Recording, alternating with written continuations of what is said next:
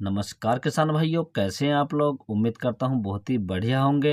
किसान भाइयों, आज के इस वीडियो में हम बात करेंगे आलू में ट्यूमर की संख्या कैसे बढ़ाएं, अर्थात पौधों में आलू की संख्या को कैसे बढ़ाएं और आलू को मोटा करने के लिए हम कौन सी दवाओं का प्रयोग करें किसान भाइयों। और आलू की संख्या को बढ़ाने के लिए हम दवाई को कितने दिन की फसल पर लगा सकते हैं, अर्थात कितने दिनों तक आलू की संख्या को बढ़ा सकते हैं किसान भाइयों।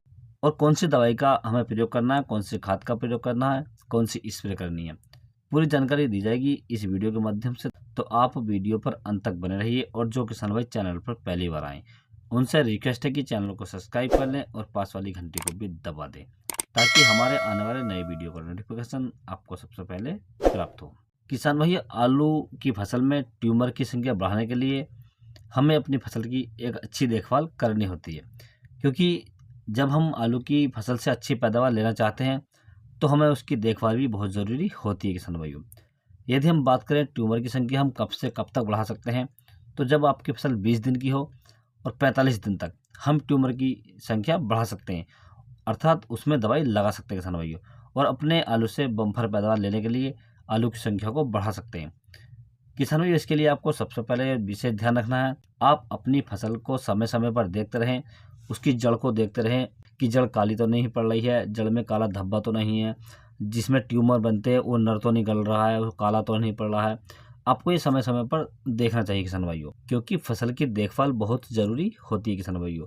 यदि हम इस अवस्था में फसल की देखभाल नहीं करते हैं 20 से 45 दिन के बीच, तो हमारे जो ट्यूमर होते हैं कुछ गल जाते हैं, कुछ जड़ें काली पड़ जाती हैं, बहुत सारी हमारी फसल में ऐसी बीमारी आती है फंगस की, जिससे हमें बहुत ज़्यादा नुकसान हो सकता है किसान भाइयों। तो आप इसे अपनी फसल में देखते रहें। और ट्यूमर की संख्या बढ़ाने के लिए जब आप यूरिया लगाएं अपनी खेत में, तो आप यूरिया के साथ थायोफेट मिथाइल लगा सकते हैं।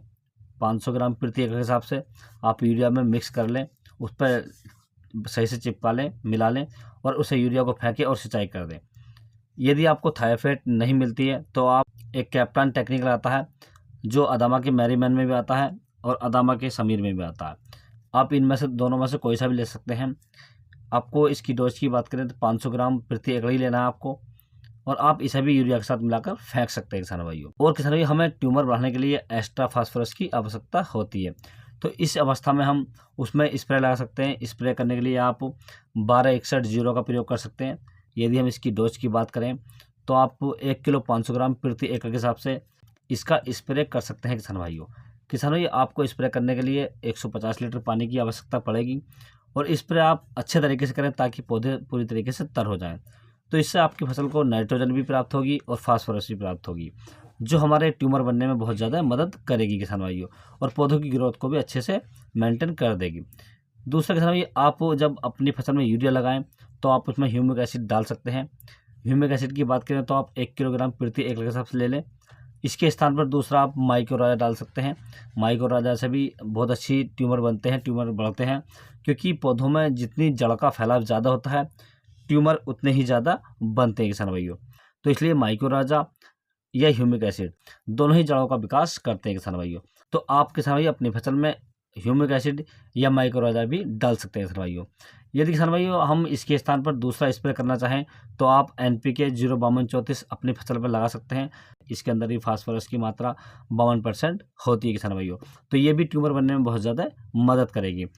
और किसान भाई, आप अपनी फसल पर समय समय पर फंगिसाइड का प्रयोग करते रहें, समय समय पर खाद और फर्टिलाइजर का प्रयोग करते रहें, और सिंचाई अपनी फसल की सिंचाई समय से करें। सिंचाई ज़्यादा न करें, यदि हम ज़्यादा सिंचाई करेंगे तो हमारी जो फसल है उसमें जड़ गलन या काली जल आने की ज़्यादा संभावना रहती है किसान भाइयों।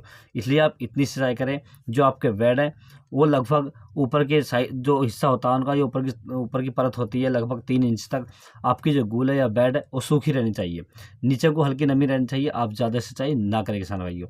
इस प्रकार से आप अपनी फसल में ट्यूमर की संख्या बढ़ा सकते हैं, आलू की संख्या पौधों में बढ़ा सकते हैं और अपनी फसल से अच्छी पैदावार ले सकते हैं किसान भाइयों।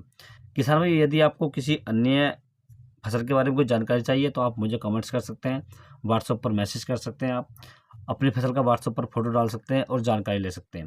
किसान भाई, जानकारी देने में मैं आपको 2 से 4 घंटे लग सकते हैं, लेकिन मैं आपको जानकारी ज़रूर दूँगा किसान भाई इस चीज़ की, क्योंकि शाम के समय में जो समय मिलता है मैं आपकी जो वीडियो व्हाट्सएप होती है या व्हाट्सएप पर जो फोटो होते हैं उसी के बारे में आपको मैं कमेंट्स के जवाब देता हूं किसान भाइयों। यदि किसान भाइयों मेरे द्वारा दी गई जानकारी आपको अच्छी लगी हो, वीडियो पसंद आया हो तो वीडियो को लाइक करें और चैनल को सब्सक्राइब करें। Thanks for watching my video.